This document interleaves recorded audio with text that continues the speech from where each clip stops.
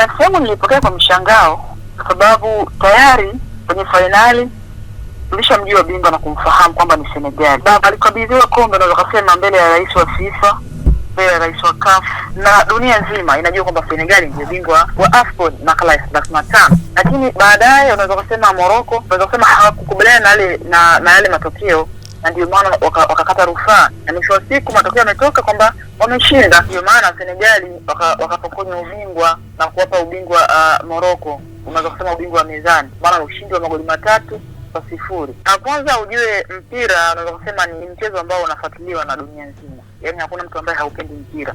Na hichi unaweza kusema hiki ambacho kimetokea barani Afrika unaweza kusema ni doa, kwa sababu kuna namna pia ni kama hawajaridhika na kile ambacho kimetolewa. Unaweza kusema kwenye maamuzi ya CAF ikipita kwenye mitandao mbalimbali ya kijamii, kuna baadhi ya wadau wakubwa ambao wana majina makubwa ambao pia kucheza kwenye soka, kwenye ushindani wa hali ya juu, kwa maana jina kwenye timu kubwa mbalimbali, kila mtu anatoa maoni yake, kwa maana kwamba watu wanajua bingwa ni Senegal, alafu mwisho wa siku wanakuja kusema Morocco tena kwa bingwa kutokana tu na labda sheria ambazo mmeziweka nyinyi CAF hivyo. Lakini yani doa lazima liwepo, taswira tofauti ili kwamba kuna taifa fulani likiwa labda bora kiuchumi, basi huenda hata mambo yao wanayokuwa wanayafanya basi tu na kushindana uwanjani, basi huenda wanakuwa na nguvu nyingine maybe ya fedha tofauti, kwa maana nje ya uwanja.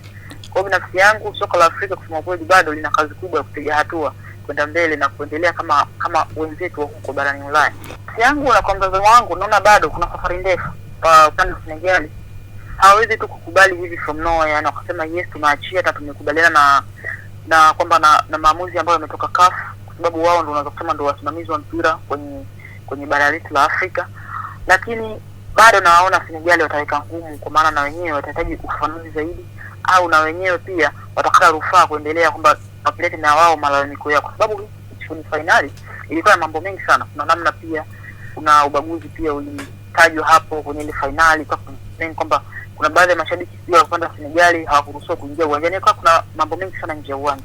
Ndio maana hata mechi ilivyoanza kusawa na vurugu za hapa na pale, hata mechi ikapelekea kusimama kwa yale maamuzi ambayo aliyatoa, kwa maana Senegal wakawa wanahoji kwamba mbona kuna foul ambayo mchezaji wetu alifanywa na hukuweka penalty. Kwao ni kama vile kuna namna Senegal wanaona kama vile wanaonewa, na kwa upande mwingine ukiangalia ni kama kuna uhalisia kiasi chake.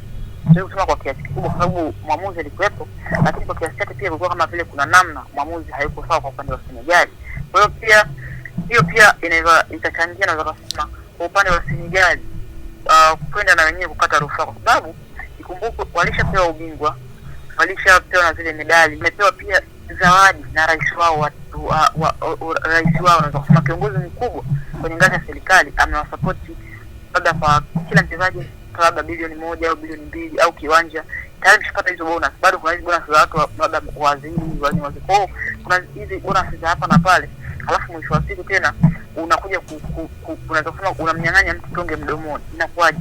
Je, zile medali ambazo walivalishwa wao kama mabingwa watavaa zile medali za mshindi wa pili au itakuwa vipi? Kwa hiyo inaacha maswali mengi kwenye unaweza kusema kwenye tasnia nzima ya mchezo, si niweke hivyo, si niweke hapo. Lakini unaweza kusema bado soka letu lina safari ndefu sana. Kwa ile picha ambayo ilitokea, najua picha kubwa ambayo inaleta taswira yote haya ni ile picha ya Senegal kugomea mchezo na kusimama kwa takriban dakika 17 hivi. Tunachokujifunza kuelekea AFCON 2027 sisi kama wenyeji Tanzania, tukishirikiana na Uganda na Kenya, tunachokujifunza kwamba kwenye kila mashindano nyie tu msiani, hata kama kuna namna pia hamko, yani kuna namna maamuzi hayuko upande wenu, bwana nataka tu mpambane, mcheze vizuri hivyo hata kama mkifungwa, ila kuna namna mwisho wa siku msigomee mchezo. Yani kuna mwisho wa siku pia kuna hizi sheria, kanuni na utaratibu ambao CAF wako nao, watatoa wao maamuzi yao, au nyie kama timu fulani, timu husika mtakata kama ni rufaa kama alivyofanya Morocco au Senegal pia. Kwa hiyo kuna namna cha kujifunza hapo kuelekea mashindano ya 2027. Karibu Video Studio inayopatikana mtaa wa samaki Yumwa jijini Dodoma. Tunarusha movie mbalimbali, tunaweka program zote za kompyuta, tunapiga window kwenye kompyuta pamoja na kuweka nyimbo za aina mbalimbali za kale na za sasa. Kwa mawasiliano zaidi piga simu namba 0744360662 na 0782542006.